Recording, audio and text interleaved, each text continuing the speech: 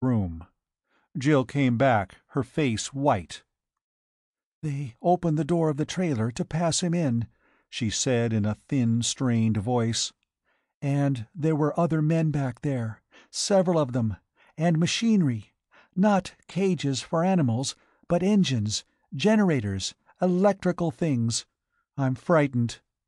"And I," said Lockley, "am a fool. I should have known it. Look here." The frosted glass door opened. The driver came back. He had a revolver in his hand. "Too bad," he said calmly. "We should have been more careful, but the lady saw too much. Now—" The revolver bore on Lockley. Jill flung herself upon it. Lockley swung with every ounce of his strength. He connected with the driver's jaw. The driver went limp. Lockley had the revolver almost before he reached the floor. "Quick," he snapped. "Where was the machinery? Front or back part of the trailer?" "All of it," panted Jill. "Mostly front. What—" "The hall again," Lockley snapped. "Hunt for a back door." He thrust her out. She fumbled toward the back of the building while he went to the street entrance. The trailer truck loomed huge. The driver's helper came out of it. Another man followed him. Still another. Lockley fired from the doorway. One bullet through the front part of the truck. One near the middle. Then a third halfway between the first two. The three men dived to the ground, thinking themselves his targets. But Jill called inarticulately from the back of the dark hall. Lockley raced back to her. He saw starlight. She waited, shivering. They went out, and he closed the door softly behind him. He took her hand, and they ran through the night. Overhead there was a luminous mistiness because of the street light, but here were abysmal darknesses between vague areas on which the starlight fell. Lockley said evenly, "We've got to be quiet. Maybe I hit some of the machinery. Maybe. If I didn't, it's all over." The back of a building, an alleyway. They ran down it. There was a street with trees, where the street lights cast utterly black shadows in between intolerable glare. They ran across the street. On the other side were residences. The business district was not large. Lockley found a gate and opened it quietly, and as quietly closed it behind them.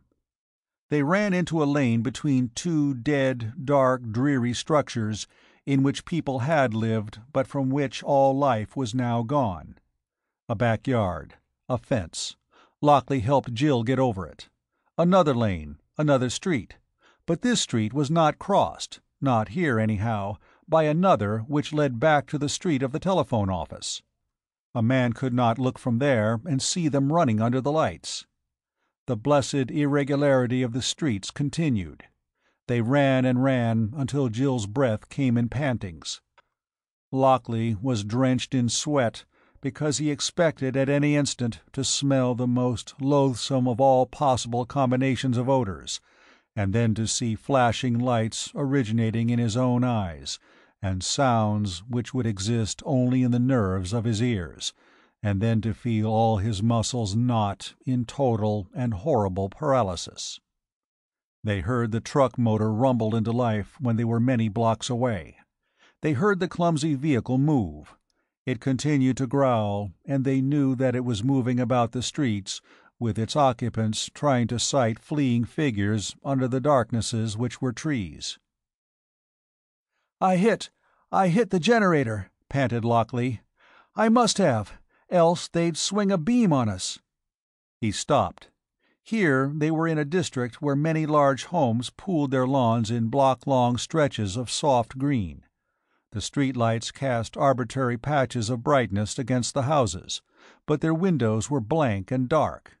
This street, like most in this small town, was lined with trees on either side.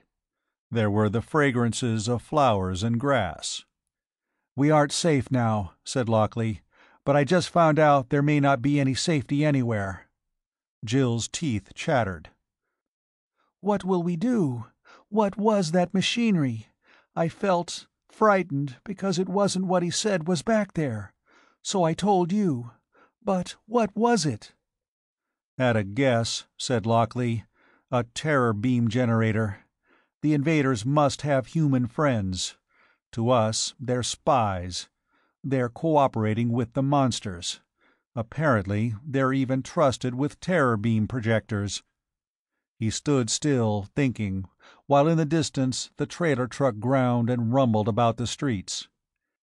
It was not a very promising method for finding two fugitives. They could hide if it turned onto a street they used. It could not continue the search indefinitely. The most likely final course would be to leave some of the unknown number of men in its trailer to search the town on foot. Even that might not be successful. It wouldn't be a good idea for Lockley and Jill to remain here either. "We look for two-car garages," said Lockley. "It's not a good chance, but it's all we've got. If somebody had two cars, they might have left one behind when they evacuated. I can jump an ignition switch if necessary. Meanwhile, we'll be moving out of town, which is a good idea even if we do it on foot." They ceased to use the streets, with their dramatic contrast of vivid lights with total shadows. They moved behind a row of what would be considered mansions in Serena, Colorado.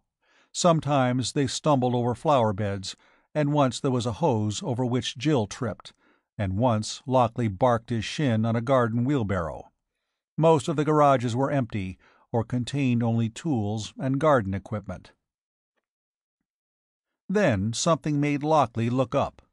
A slender, truss-braced, mast-like tower rose skyward. It began on the lawn of a house with wide porches. There was a two-car garage with one wide door open. "A radio ham," said Lockley. "I wonder—" But he looked first in the garage. There was a car. It looked all right. He climbed in and opened the door. The dome light came on. The key was still in the ignition. He turned it, and the gauge showed that the gas tank was 3/4 full. This was unbelievably good fortune. "They probably intended to use this and then change their minds," said Lockley. "I'll get the door open and attempt a little burglary. Just one burglary, with a prayer that he used a storage battery for his power." Breaking in was simple. He tried the windows opening on the main wide porch. One window slid up. He went inside, Jill following. The ham radio outfit was in the cellar. Like most radio hams, this one had battery-powered equipment as a matter of public responsibility. In case of storm or disaster when power lines are down, the ham operators of the United States can function as emergency communication systems, working without outside power. This operator was equipped as membership in the organization required. Lockley warmed up the tubes. He tuned to a general call frequency. He began to say, "Mayday, Mayday, Mayday," in a level voice. This emergency call has precedence over all other calls but SOS, which has an identical meaning. But Mayday is more distinct and unmistakable when heard faintly. There were answers within minutes. Lockley snapped for them to stay tuned while he called for others. He had half a dozen hams waiting curiously when he began to broadcast what he wanted the world to know.